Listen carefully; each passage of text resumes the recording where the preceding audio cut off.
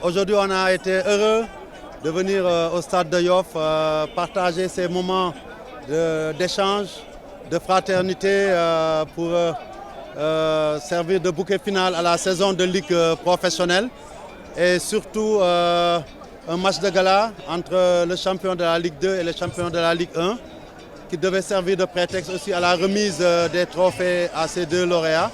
Ça a été une belle fête avec le public qui a répondu présent, mais aussi, je dirais, tout le gratin du football sénégalais,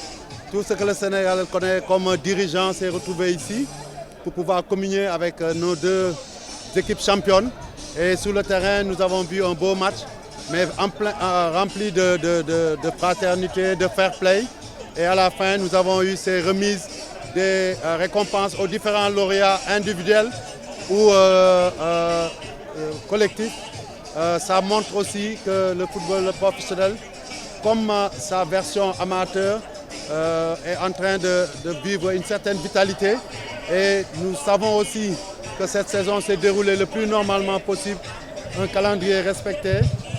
Nous avons pu terminer à temps toutes nos compétitions et c'est le lieu de féliciter d'abord les équipes lauréates, le champion du Sénégal, le Jaraaf, qui au bout d'un suspense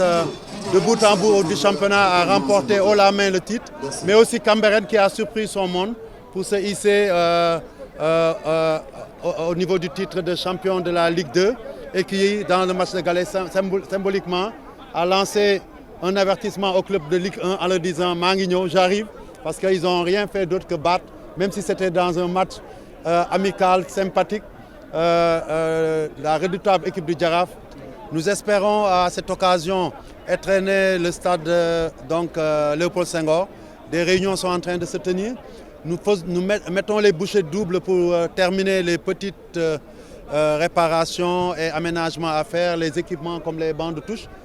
Parce que non seulement nous voulons jouer la Coupe du Sénégal, mais pourquoi pas, on n'écarte pas l'idée, une fois que le terrain sera homologué, de pouvoir y accueillir aussi lors des matchs de septembre ou octobre. En rapport avec et sous la demande de l'autorité, le ministre, la fédération est même en train d'acquérir